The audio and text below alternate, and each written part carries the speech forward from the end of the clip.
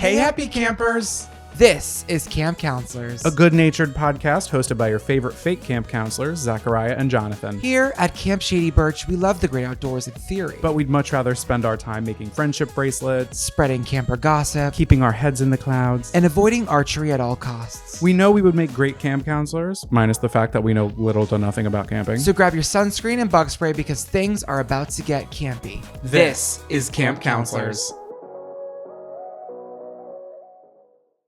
Hey, happy campers! Welcome to week 5 here at Camp Shady Birch. Week 5 and I'm feeling alive. I can't believe it. 5 weeks. The amount of time it takes a fetus deer to come full term.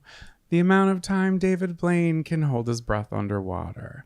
And each week, we're just learning something new about ourselves and each other. Is that deer thing real? Absolutely not. Oh, okay. I couldn't tell you. Oh, Aren't cows pregnant for like 2 years? Elephants are pregnant for so long. They're like, hey, I have a baby in me and don't speak to me. They're on their cravings. They're on their mom bullshit. And they're ready for that baby. Like, God, why would you do this to me for 2 years? Yeah. What's up with that? And this week we learned we are not good at Jeopardy. We meandered out a little bit off camp and ended up actually at a camp themed bar in Williamsburg. In Greenpoint. And it was called Crystal Lake. Shout out Crystal Lake, an ode to Friday the 13th. And we didn't know that it was Jeopardy night there. They didn't have an announcer doing Jeopardy. They literally were just watching Jeopardy on the TV. And we were not good. No, I don't. Yeah, I think they just I think it's like a thing people were doing every single week. They were showing up there. So when we got there, we were a little tipsy. I am not going to lie.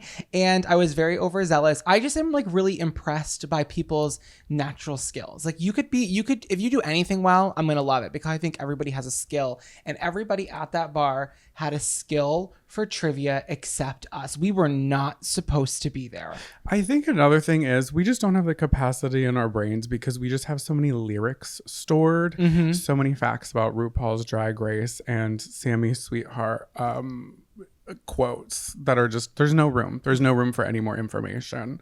But every time that the guy next to you was getting something right, you were just cheering him on like a soccer mom, like, yes, queen. He was over it. He was like, okay, thank you. You don't have to do that every time. I'm sorry. I feel like I was just a little too tipsy to be there. And it was so incredible. There was a bartender there, guys, and I'm not even joking. She was shaking drinks. She was making dirty martinis, and she was just answering questions, not even looking at the screen. And I was dumbfounded. I was so impressed. But the questions were so hard. They're kind of like riddle questions too. And did you know, I didn't know this about Jeopardy. If you guess a $400 question and you get it wrong, you lose $400. Yeah. So you better know. Yeah. You better know what you're talking about. They're taking it from that paycheck. So we were thinking what shows we would be good on. We need a little redemption arc with What game shows? What game shows? What game shows would we be there's a lot of shows, but what game shows? I think I would be good at Supermarket Sweep.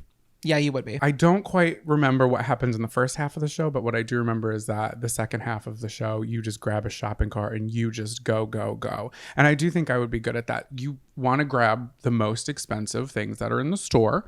Of course, you get extra points if you get the stuff that's on the grocery list or whatever they call it. But everybody goes for the canned hams. I can throw some canned hams into the car like nobody's business. Cinnamon sticks. Absurdly expensive. And for what? Vanilla bean. Organic vanilla bean. $10 for 2 little pods. A little black stick in a jar is like $15, and the jar is always glass. It's like, all right, let's just take the cost down a little bit and put it in plastic. All right, let's call a spade here. Get the cost of vanilla bean down. $10, get real. What a live lobster. We can just grab one of those guys, throw it right in there. You got a pet to take home with you. No, that would be a bad idea because you only have 60 seconds and your arm, you're like, oh my God, it's biting me. No, that would be a terrible idea. You want to go for the baby food. You want to go for the diapers. You want to go for the lotion. They have all that stuff under lock and key. You have to press a button and wait wait an extra 30 seconds for someone to come over with a little key hanging off of their arm. Okay, so maybe we won't do all that. But yeah, I think I would kill it. I think we would kill it on there. Yeah, I think we would too. I actually have a friend, Emma, if you're listening, Emma. Hey, Emma. Emma was just on the reboot. She filmed it with her friend. I remember that. Yeah, we watched it. They killed it. Yeah, they were Team Blue. Go off, Emma and Blue. Yeah, because it used to be a show in the 90s. It's on Netflix. They have like 2 seasons. We watched the entire series on Netflix. What they had available in a week? I was obsessed. Probably less than that. And at first you were like, this is stupid. It's so old. Why would I want to watch a show from this? And we were screaming at the TV by episode 2. I think I prefer the older version. Me too. I think it has like a certain like, I don't know, like a style. I just like it better. And they also have products like at the beginning of the show, they like you have to like guess questions about products. It's like, which product is this? And they kind of give you a riddle. And the products back in the day, they don't even exist anymore. So I was like, I've never heard of Terrace tuna, but like that was probably a brand back then and you had to know it. So I thought you got 2 people who could do the card at the end. no, it's only one. The other person cheers them on, whoever gets the race. So like, yeah. And this is your dream. And I'm going to let you take that dream because it's your dream. Thank you. I'll cheer you on. But the fact that you're going for live lobsters is concerning because that was not a good idea. Well, it would make good television. It would. You're getting bit alive. And they're like, all right. I also think it would be if we could take the cart that has the little car in the front and I can put you in the car and you can coach me from in there. And it'd be like you literally can't do that. Or the motorized one. My knees are bleeding against the little plastic steering wheel as you slam me into a car of honey hams. Sorry, excuse me. Hickory honey ham. Do they get to take everything home? I don't know. That's your show. That seems like a lot of wasted canned ham. You better have a big freezer. Yeah, That's all I'm gonna say. I don't. We have a small freezer and half the shelves are broken. It's true. So that's my show. Yeah. What show would you be good on? I've learned this week that I'm terrible at trivia. So I had to really sit with my thoughts and say, Zach, what skill do you bring to the table here? And I'm not a physical person. We both know that. I don't do well in a sort of like, I don't know, an exerting energy kind of thing. So I was like, what show is just full of excitement and like low end and like, I don't know, like low skill. And I thought to myself, it's simple. Deal or No Deal. I would be so good at Deal or No Deal because you don't have to be good at it to do it. You just got to just want to do it. I think I've seen the show once. Oh, really? Is there any skill to it or are you just guessing? I think it's intuition, and I think it's the biggest skill of all time. I think it's trusting your gut. Okay, so like I would always go for case 13. I think Lucky 13. This is a show about luck. Let's go for Lucky 13. So you pick your case out of all the cases, and then one by one through like sections of like 7, 5. Like you like break it down, and you have to call all these cases, and like they open the case, and they're like, oh, it's got $1 in it, and that's good because you want to knock down on the lower cases. And after each section, the banker, who's mysteriously up in like this screen that you can't see his face, he'll call down to Howie. Howie's like, okay, that's a crazy deal. And then they offer you a deal. And you have to decide, like, do you want to take that deal or do you trust your gut and you want to keep going? I'm the kind of person that would go 3 rounds and then take the deal, okay? I'm looking to max out around $200,000. I think that's a handsome sum to walk home to. You mean you didn't really do much for it. The people who get greedy and go to the end and watch their cases dwindle and they end up taking a deal for $44,000, go off. 44 is 44. I'm not mad at 44 ever. But I think if you go out a little earlier, you'd be surprised at what you can walk away with.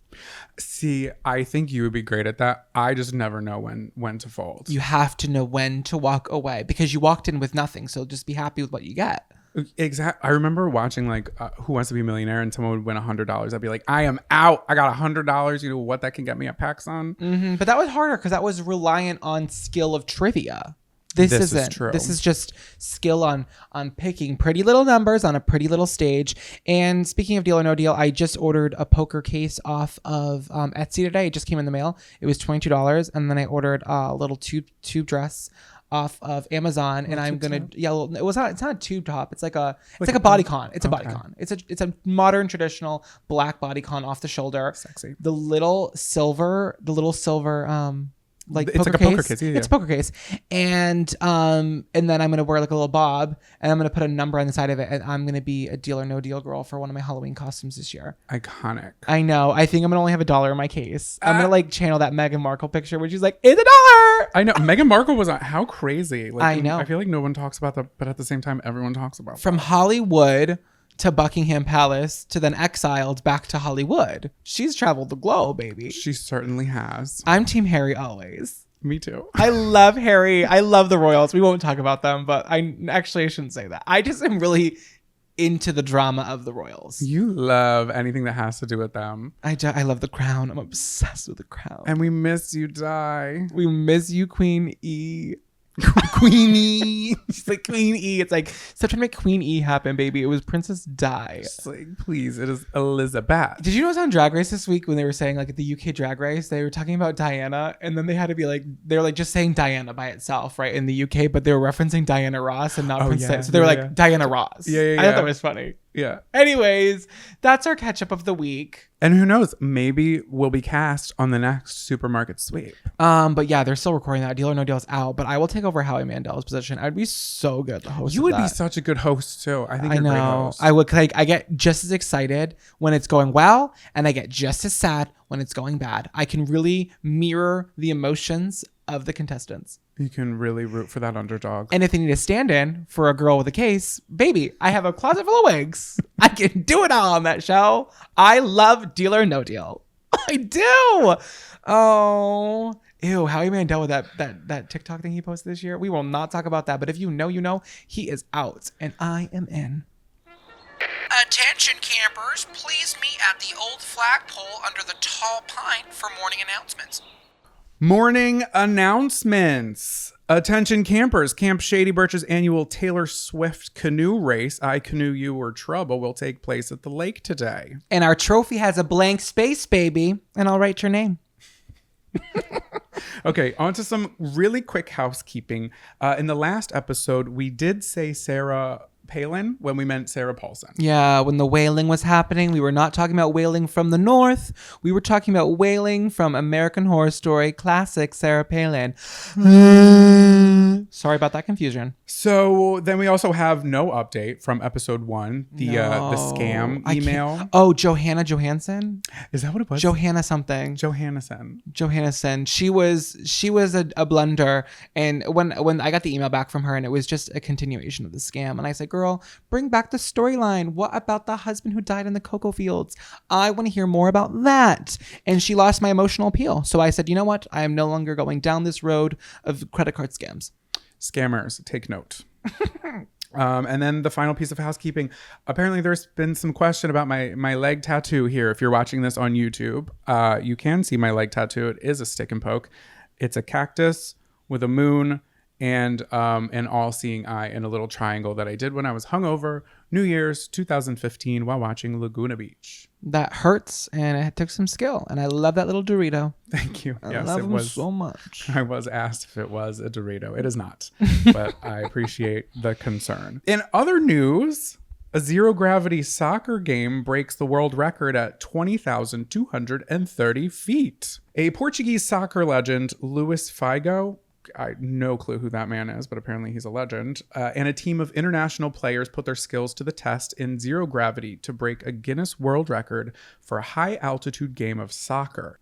That's incredible, but here are some things I think I would do in zero gravity to break a record. I think deadlifting. Obviously. Yeah, that's smart. That's so smart because it could be any weight and you're like, look at me, I'm so strong. Take the picture. Until they go like a couple feet down and then it literally like crushes me on the ground. But I think that would be cool. Yes. Darts, because I think uninterrupted, if you throw something in zero gravity, it'll just keep going until it hits something. Yeah, that's true. So I can get that bullseye. I've got great aim. And gymnastics. Maybe not today because I do have like a little crook in my neck.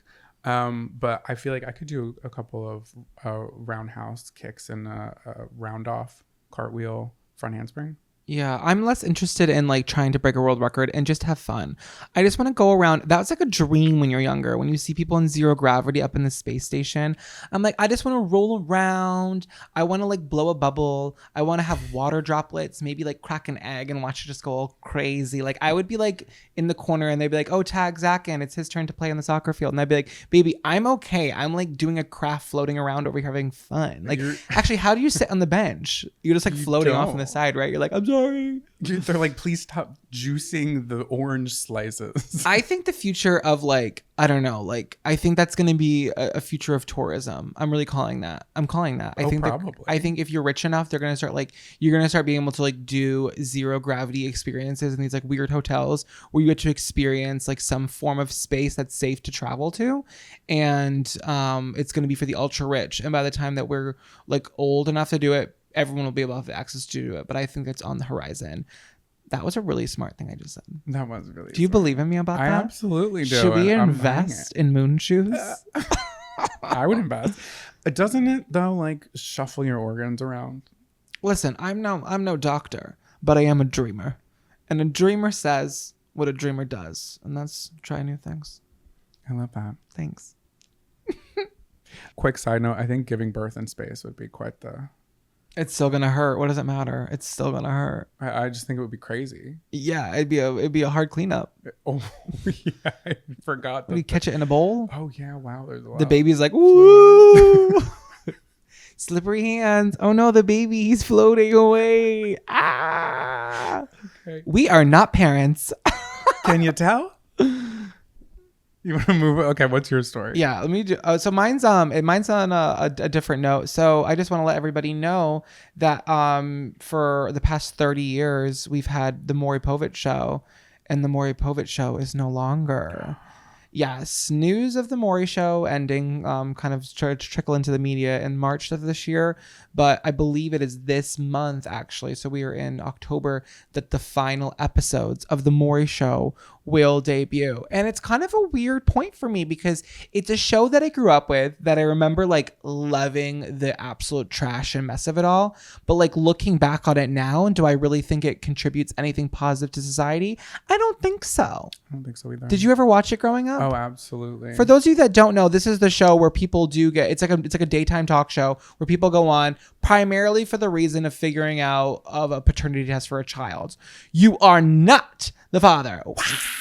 That was essentially the whole show. Yeah, it was a crazy show. Confession, I did go see the Maury show when I was 18 with my friends.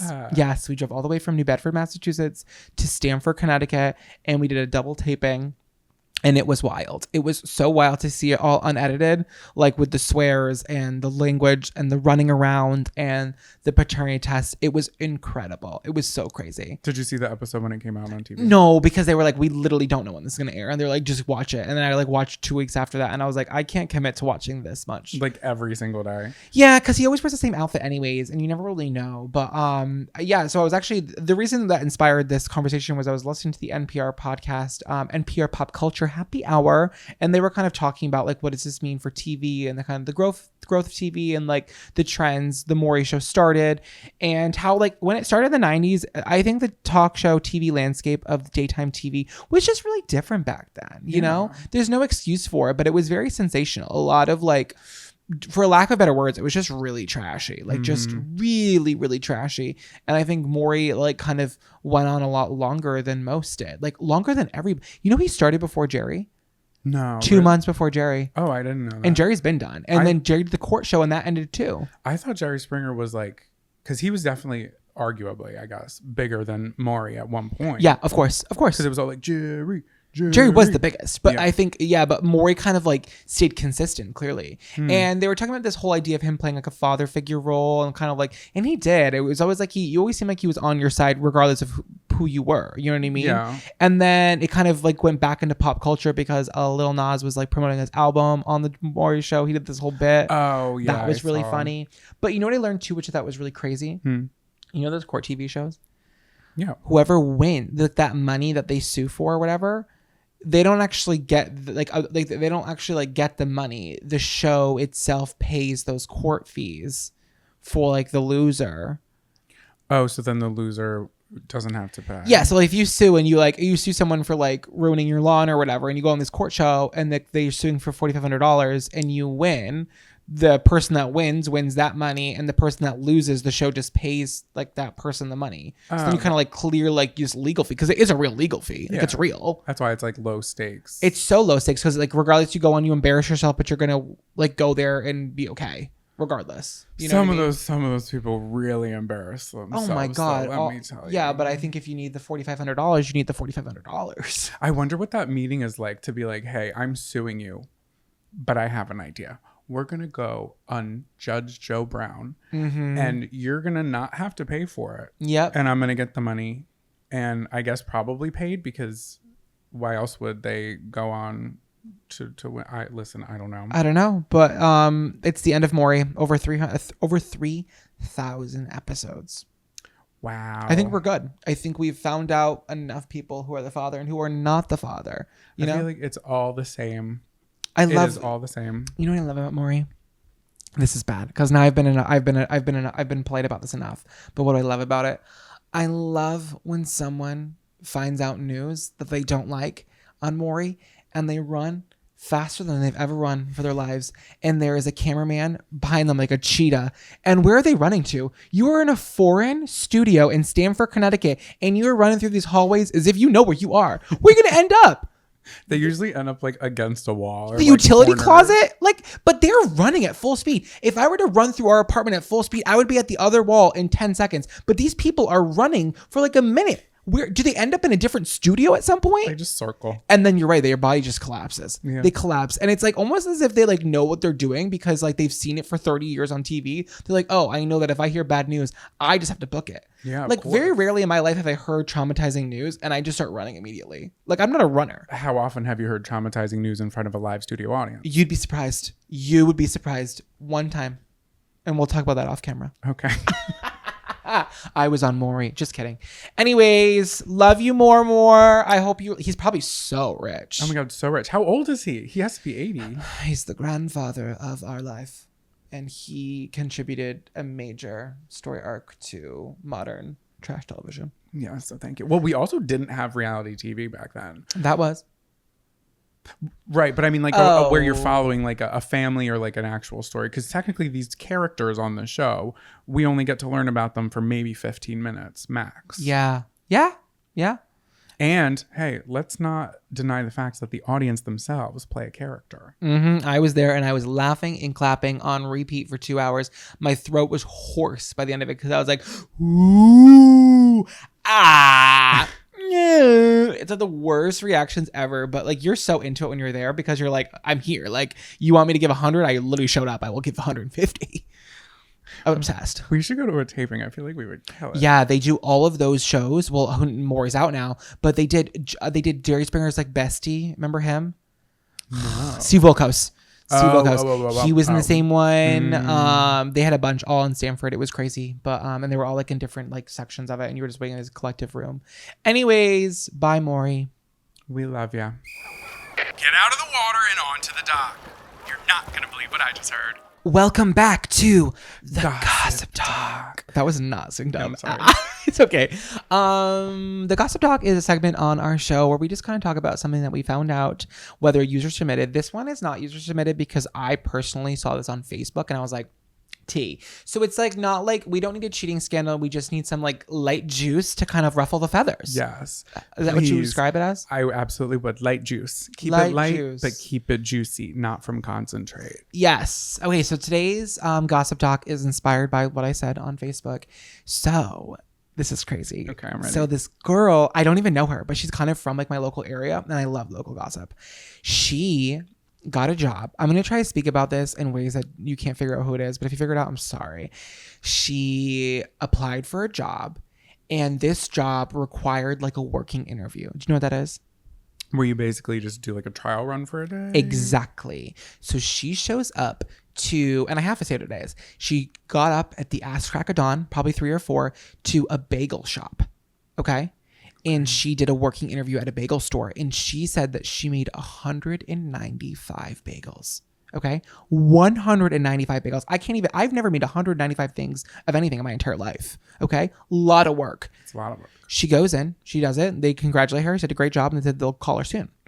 She's like, soon, as in like soon. So day goes by. Here's nothing. She's like, I thought I killed it. Day 2 goes by. She thought she killed it. Day 3 goes by. And she's like, this is kind of crazy. I'm going to call. She's calling the number that called her for the interview. They're not answering. They're not getting back to her. I think it's the 4th day goes on. And she's like, you know what? I'm all set with the tea. I'm all set with the drama.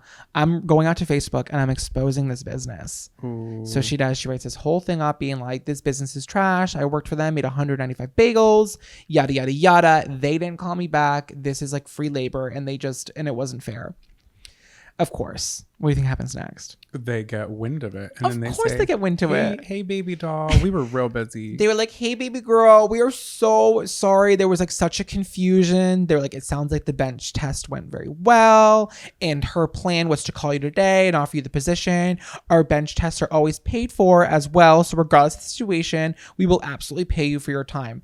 Which is just like kind of crazy to me because like the business is going to set up this like whole like test. And if you fail, they're still going to reach out. They have to pay you, but it seems like a real like hassle for the business to be like set up the W-9 and get like one payment in, but like that's what you're doing. I feel like a bench test is so crazy to me. I'm like, you should just kind of commit to them or not. You know what I mean? Give them like 2 weeks, because obviously if you're learning a new skill and you're not great at it, like you should be able to like kind of craft that for at least a couple weeks before we're like, this isn't a fit or not. So they reach out and they say all this bull about like it was a miscommunication. So she's like, all right, like simply cannot work here. Like, yeah. Oh my God. Can you imagine going in? You're like, hey, just clocking in. how y'all doing? Real sorry about what I said on the internet. Sorry about causing so much drama before day one, but thank you so much for offering. So she's like, no. I'm like literally not working here. Like this is crazy.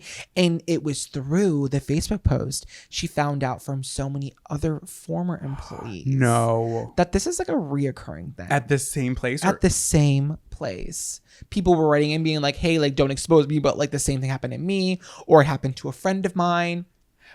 So she's kind of putting all the things in the comments, putting them really, really on blast. And then this other person reaches out in the comment. Well, she posted in the comments that was a former manager, and just really the former manager went in. But no one is as critical of a business as an ex-employee. Speaking from a person who's been fired from multiple jobs, I will sit down, pour a glass of milk, and just rip a job a new asshole that I used to work at. I love talking about places I used to work at in the worst way possible. And you know what? I was gonna play devil's advocate and say, like, I don't know if some people who have left or had been fired, maybe on bad terms, are just being vindictive. But hearing that there have been multiple times where the same place has allegedly done the same thing. Yeah. That's not. I've been there. Hey, I've been to this location. No. I have. After Pride this year, me and Kira went. How was the breakfast sandwich?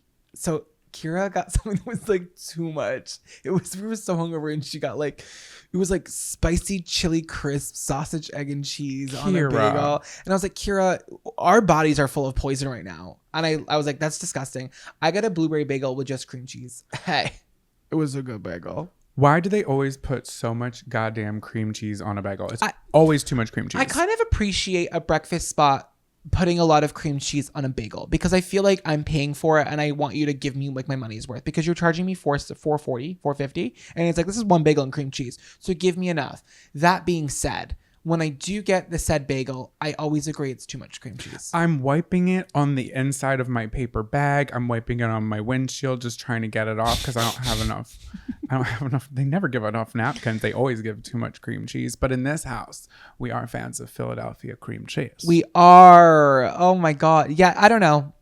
I just feel like that I don't agree with anyone ever making someone go to work and then not paying them. And I will say, a little personal story. When I was growing up, there was a farmer in our hometown. Hey, I'll say his name. Oh. Farms. We're going to have to edit that out. Don't edit that out. Keep his name in my mouth. No. Because he was terrible. He would employ high school students from our local town, and he would make them work in the fields all day. And I don't know what that is, because I've never worked in a farm field. So I don't know what their task was, but they were in the hot summer fields. And then he'd be like, it's not going to work. It's not going to work out. And these kids were like 16 that I went to high school with, and they're like, yeah, did not pay me for the 8 hours in the hot fields. And this was like a reoccurring thing. And then guess what? 3 years later, he got caught in tax evasion, and he went to jail. He literally went to jail. Pay your taxes. Mm-hmm. Just do it. It's not hard. Also, that's how about let's not manipulate minors into making money for you and not paying them. Yeah, and I don't know this girl. I can't tell by her profile picture if she's a minor or not, but she's definitely no younger than I. Oh no, she's younger than me. No, same thing though. This is once again manipulating a minor. A young girl. Yeah, like look at her. She's not old. Oh, she's in high school. Yeah, or she's like a college student, but she's young. Late college. Yeah, she's late college, senior high school. What? We have no mutual I meant friends. to say like at the beginning stages of college. I said like college. I know exactly what you meant though. Thank you. Diet college. Oh my God. What? Okay, I know her birth year. What is it? 2002. Post 9/11, and you're taking advantage of a post 9/11 girl? Please, bagel babes, don't do that. Her birthday is the same birthday as my brother. Oh my God. Aquarius. No, she's not. She's not. Oh, Because he's after you. Pisces. Okay, but you're cusp girl. You're cuspy. We love you. Love you, girl. Hey, I stand with you. So that was the gossip of the week. What'd you think? I'm hungry for a bagel now. Me too. Oh my God, I was just gonna say the same thing. I want a bagel so bad.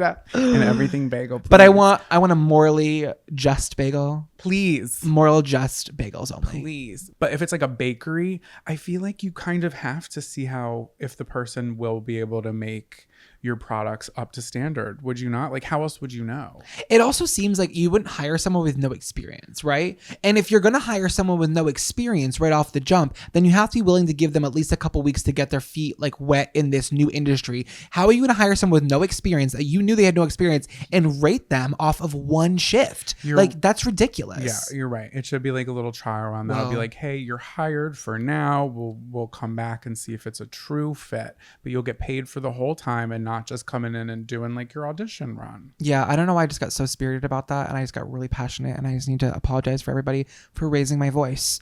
I stand with bagel workers across the country. And that's enough about bagel talk. Enough bagel talk. Enough carb talk. That was Gossip Doc. Grab your bug juice and bear spray, campers. It's time to pack it up and take a hike. My neck is killing me. You need to do some stretches after this. We're going to do a Pilates class on the basketball court after we record this. So guys, campers, everyone's going to head to the basketball court after listening to this podcast, and we're going to do a group Pilates session coached and taught by none other than Sister Monique. Sister Monique is a sister nun from a fellow parish, and she's going to come in and teach us all of her flexibility skills. We love you, Sister Monique. And I'll see you at the quad. On the quad. Welcome to Take a Hike, where we talk about what has been grinding our gears, things that get under our skin, if you will. I love grinding our gears because I feel like that's how I really feel about these. I'm like, does it grind my gears? Am I upset about it? I think I am. Well, let's get the WD-40 within arm's reach because we're just going to get it off our chest and we're going to feel a whole heck of a lot better. Lube me up, baby. So what I'm going to tell to take a hike this week is when my GPS cuts me off while I'm singing. Now here I am driving through the streets of Brooklyn on my way to Camp Shady Birch. And I'm playing my music through the speakers. It's about to be the chorus, my favorite part, if you will. And the music turns down. It cuts off in one speaker for some reason. Yeah, and then one speaker. Siri's voice comes through and is just like, in 1,000 feet, turn right. I don't know why I gave her. That was the worst Siri impersonation I've ever heard in my life. And I'm sorry for it. But why is she telling me, come on now? I can see it visually where I'm going to have to turn. Also, I don't know how far 1,000 feet is. I don't know. So just say you're going to have to turn soon and I can visually see that and I'll be good. I am just trying to sing the chorus of a Carly Rae Jepsen song without getting cock-blocked by Siri by telling me I'm going to have to turn left towards Hollywood and Vine. But also at the same time, I can't talk too much shit because you know, and many people know, I am directionally challenged. As directionally challenged, I would say, as the captain of the Titanic. And I really don't know where I would be without a GPS telling me what to do. I would love to be a WD-40 in the situation here. Can I help solve your issue? I would love that. You can turn off the voice directions and it will just play. It will just show you the directions and you'll never have to deal with this again. It's a little setting. You just click it and it's like, hey, girlie, I don't want to hear you anymore. And then she's like, oh, shit, I should shut up. And then you'd be okay. I was unaware. The woman was too stunned to speak. Hey, listen, grinding your gears, taking a hike segment on this podcast is all about figuring out how to problem solve with things that really make us upset. Yeah. So if we were here to solve something for you today, I feel like that was a personal win for both of us. All I need is a bagel and I think my day is set. Should we get in the car after this, put on the GPS, turn off her voice, and get a bagel? Can I drive? Of course you can. You need this Okay, win. let's do it. A celebration. It feels right. Well, let me tell you what mine is, because this is somewhere we will not be driving to. Please. What's grinding my gears this week? What I really want to just take a hike is me deciding to go grocery shopping on the weekends. What is up with that poor call? Okay, I went to Wegmans on Saturday. And Wegmans, there's a Wegmans in Brooklyn, and it's gorgeous. I was really impressed by the sheer selection of a Wegmans in the city, and also like just how clean and how new it was. But I am not joking when I tell you, it was almost unwalkable. It was so tight. And you know what my first mistake was? When I walked into the Wegmans, I said, "I don't see a carriage. I don't see a cart." I grabbed a hand cart. And I already had a toaster in my other hand. Don't ask why I brought a toaster to Wegmans. I was doing other shopping at the same time.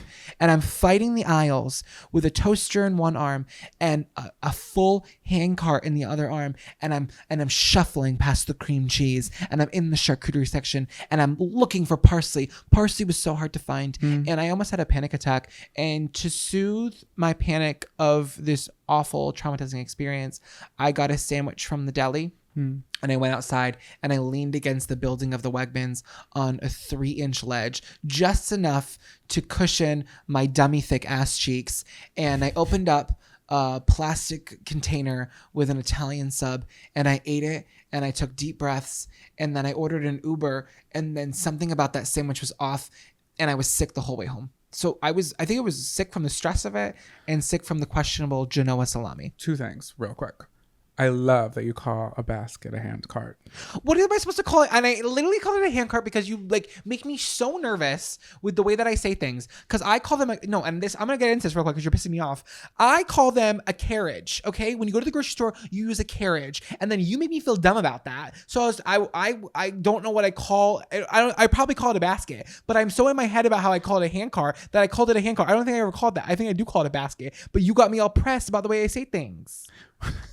No, it's true. I'm upset. I've gotten upset. You hit a nerve today. I'm sorry. Yeah, you got a kink in your neck, and now you got a kink in my neck with the way that you attack me and the way I call grocery items. A basket, okay? Whatever. Enough. So your hand carriage. Yeah, in my hand. I really was going to call it a hand carriage because I call a grocery cart, I call it a carriage. Well, people in your neck of the woods call it a carriage. Some people call it a buggy. Well, that's dumb. I think we can all agree. Some people don't think it's dumb, but I'm sorry, I didn't mean to hit a nerve. My other thing is supermarket sweep.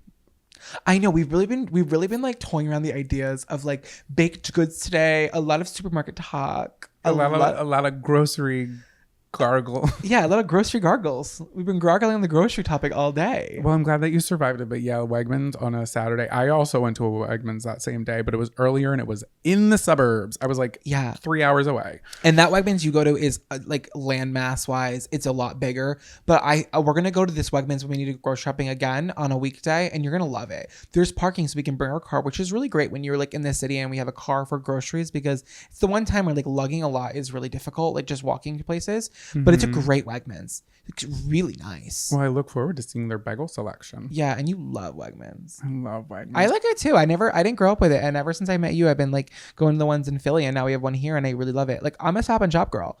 Growing up, I'm a Stop and Shop girl through and through.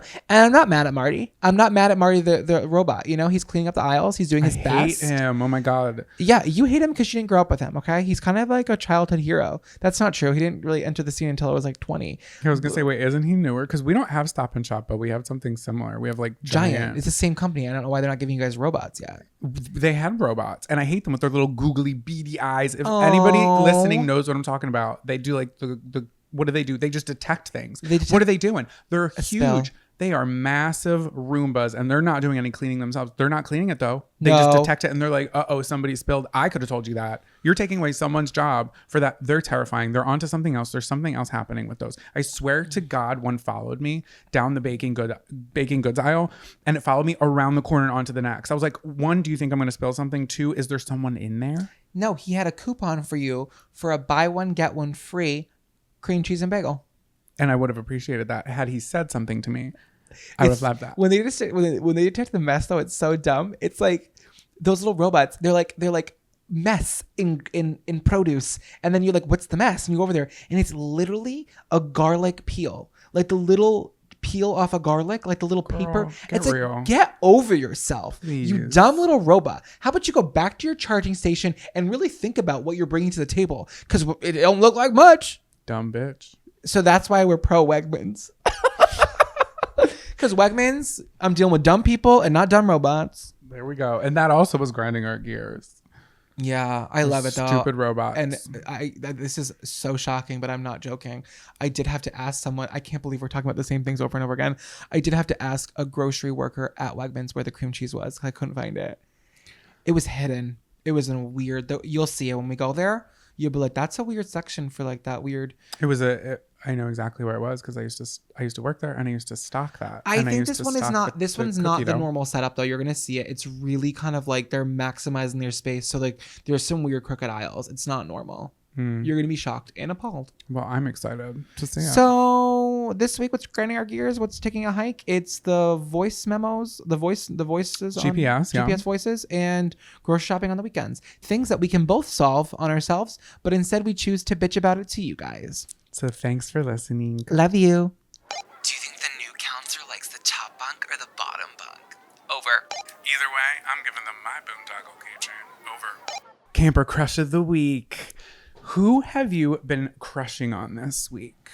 Whoever I'm crushing on typically depends on like what I'm consuming for media. It's like, who am I like really thinking about this week? And for me, if you're following me on social media, a la IG or TikTok, you know I've had a real infatuation with Sammy Sweetheart this week. Sammy Sweetheart, she's getting my crush of the week. I think she got a bad rap on the original Jersey Shore. She chose not to come back on the reboot to protect her peace, and I think a lot of people says she's bad, but I think what her fault is that she is a little bit like kind of a gaslighter in the way that she'll like make Ron feel like he's doing crazy when he's not being crazy. But at the end of the day, she never cheated on him. She was never a bad person. She had some bad judgment, but she's a good girl and I love her so much. She is iconic and she's my crush of the week, and she looks so good. She's thriving. We love you, Sammy. And real quick, I'll keep it short. And Sammy Sweetheart, I think also, think about how young she was on the show. So young. She didn't come back for the reboot. So I think a lot of people now are looking at the rest of the cast of Jersey Shore and kind of judging them based on where they are now. But she's stuck back in that time because she's, I mean, yes, still in the public eye, but not to the I almost said catheter, to the caliber that she was back in the day, you know? If you follow her now, though, she looks like she's great. She's running a business. And I think her choosing to not re-enter an environment that's not like good for her mental health, doesn't that show growth? I think it does. I think it shows growth, but I think Hello? where people lie on their judgments on her now, because I'm speaking about myself, was that I was really just looking at how she was then, but that was years ago. That was many moon ago. Yeah. Many moon ago. And it's just, but did that whole cast not clock in and do the job? They sure did. They did the damn job. And Sammy, it wouldn't have been the same without you. And I am a Sammy Sweetheart fan forever. And you know what? I'm done. I'm done. That was perfect. My crush of the week is Tom Daley. I think you hate him. I hate that you love him so much. Why? I think he's just so adorable. He's so cute. I love that he knits. It's just, I don't know. I think it's so cute. Yeah, except when I go on Tom Daley's Instagram and he's posting all these thirst traps, and who's liked every single one of them? Me. But I will He is say, a cutie. He is cute. He's cute. If you go on my follower list, the only person that I'm double tapping on thirst traps like that is Tom Daley. I just think he's adorable. He's married. I respect that. He has a kid. I respect that. And he's out here making sweaters. His cookbook for sweaters. I wouldn't know His because craft book I don't know. is coming out. Is that what you call it? A cookbook for? So that we went for Christmas? No, I'm gonna get it for my mom though. Oh, I think you'd like it too, though. I think you'd be really good at knitting. Maybe. I think you should try it. I think I want to do embroidery. I've been really on my downtime, what's been relaxing me is watching people do like making the rugs, but by hand, like the hand tufted rugs with the little pen, or like cross stitching. I think I would be great at that. I love color by numbers. Well, Christmas is coming and I'm going to get you a craft that's a little bit more hands-on like that in that field. Oh, I can't wait. What song's been stuck in your head all week? Welcome to Camp Songs. We're back with another segment of camp songs. Camp songs. Also, Jonathan, did you start the playlist for the camp songs? Because we told people to do that. Yes. So you can actually, all of these songs that we've been listing since episode 1, you can listen to on Spotify. There is a public playlist, and I will link it in the show notes of this. And also, if you're watching it on YouTube, I will put a link down in the description. And if you don't have Spotify, I also made it. It's completely free to listen to on YouTube. It's just fun. I just put it together. It's just things we've been listening to that if you want to listen to, you can listen to. It's getting fun now because we've had a couple episodes. We're on episode 5, so now there's like enough to like listen to for more than 10 minutes. It's like now we're getting to the 30-minute mark. A lot of Noah Cyrus on there. We have a whole album. Oh, you put the whole Noah Cyrus album on there? Oh, nice. I'm not mad again. Guys, it's a good album. Get into it, babes. Yeah, and if you just go on Spotify, you can just like the playlist, and then it'll save to your little moment. Today's episode is sponsored by Spotify. No, it isn't. Absolutely not. Ever loved music as much as us? Download Spotify for code Spotify at codespotify.com. Spotify. We're just practicing our ad reads because one day we're going to get them and we're all going to celebrate, guys. We can't wait. It's gonna be the one best day we'll make ever. money doing this. Not today, though. Anyway, what's your camper song? Okay, my camper song of the week. Okay, it's so good, you guys. From 2009, Shark in the Water by Vivi Brown. Maybe there's a shark in the water. There's something underneath my bed. Oh, please believe I say. That song is so good. Guys, if there was ever a song that I've listed on this show that I want you to listen to, it's this one. It's such a mood boost, and you know it too. And it's funny the way you know it and the way that I know it. How do you know it? Degrassi, obviously. I know. It was the biggest Degrassi promo I can recall. I cannot listen to that song without seeing the entire cast of it. And it was also the newer cast. Well, not the newest, but the newer cast. It was like after Jimmy had left. Well, this song came out in 2009, and that promo was the 2010 promo, by the way. So that's the promo. So good. That was the season that everybody had their shit aired out. Like Jay Sinclair, where are you at? And it's funny because I didn't watch Degrassi, but my best friend Mia, she loves that show. And when I brought the song one time, she was like, "Oh, Degrassi," and then I brought it up to you, and you were like, "Oh, Degrassi." So if you watch that show, I think it's like synonymous with that song. But for me, I learned it from this show. Do you remember the show on VH? It was called VH1 Top 20 Countdown. I feel like no one knows this is ever. No, it was just like. Okay, it was the show. Videos? Yeah, it was just music videos. It was the show that ranked weekly the top music videos of the week from 20 to 1, and they would play them backwards, and it was always really exciting to see like where the song would lie. And I used to watch it every Saturday morning, like growing up. I was obsessed with it, and it was like an hour and 20 minutes. It was like 2 hours of my Saturday morning every single week. People were watching Saturday morning cartoons. I was like, where did the Dixie Chicks lie this week? Okay, they charted for the song "Not Ready to Make Nice" for like so long, and it was like I can't remember. It was like week 15, and they were still number 1. It was iconic, but that's how I found out about that show, and it was so good. It was so good. What's the artist of this again? Who sang that? Oh, this of what song? The Shark in the Water. Vivi Brown. Oh, okay. I don't know any more Vivi Brown songs. I don't. There was another one. I think it was called Dollhouse or something. I think if I looked up, there was one more that I would recognize. Because I remember like later she came back with another song, and I was like, yes, Shark in the Water girl, come through. She's from the UK though, so you never know. Like some people don't make it as strong here as they do other places. But she's gorgeous. She's gorgeous, and that song is like, sometimes I get my head in a tizzy. Like, come on. I hit that note. Yeah, you really did. That was good. I opened my mouth and words come out. Words come out like. My camp song was, okay, so I recently read an article. I'll keep this short and sweet. But essentially, Rhythm Nation by Janet Jackson there was a frequency in that song that was shutting down laptops in the mid-2000s. Yes, you told me this. And Microsoft just released like a little article about it. And I thought that was crazy and silly. So I was like, let me see if I can shut down my laptop. Turns out they took care of that back in 2005. It did not shut down my laptop. But on that album, Rhythm Nation, one of the best songs, not just by Janet Jackson, but in the entire world that helped me in 2020 when the world was a dark place, Escapade by Janet Jackson. So good. Was that the song that was shutting down laptops? No. It was on the same album though. Same Rhythm album. Nation was. This is my problem. I want to love Janet. I didn't grow up on Janet. So I don't have an appreciation for Janet like I know that I should. So I would like to start a camp class, guys. It's going to be in Cabin 14 on Tuesdays and Wednesdays. It's going to be called Janet Jackson Appreciation. It's going to be a 1-hour class taught by Jonathan where he goes through song by song of Rhythm Nation and teaches us the importance of Janet Jackson in pop culture. You know, she was the very first song on the very first Now That's What I Call Music. Wait, what an accolade. I think it was All For You. That it's all for you. Yeah. So you do know some Janet Jackson. Everyone knows that one. Yeah. Wow. Oh my God, what an honor. Yeah. So we will be starting that class sooner rather than later. Scary stories around the campfire. It's time for scary stories to tell around the campfire. Ooh, am I going to be scared this week? Yeah, I would be terrified if this had happened to me. So a listener submitted this in. Basically, this, if you haven't listened to the podcast yet, hi, welcome. This is the part of the episode where I tell scary stories that are sent to us by all of you, our kind listeners. It's usually embarrassing stories, but it can be scary stories too. So this anonymous listener says, so I decided to do this juice cleanse because I was naive and dumb. So day 2 of the cleanse, my husband and I were getting ready for bed. And I'm naked in the process of changing into my PJs. I had a feeling I had to release some pressure. We already know where this is going. So I let it go. Except it wasn't just a fart. I sharted on the wall behind me. On the wall? On the wall. Projectile? No. We've been there. Speak for yourself. I proceeded to clean the wall and we both just laughed at this point because it's something neither of us had expected. And then she just sent laughing emojis.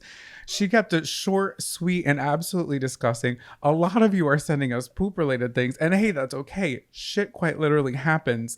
But this embarrassing story can be anything.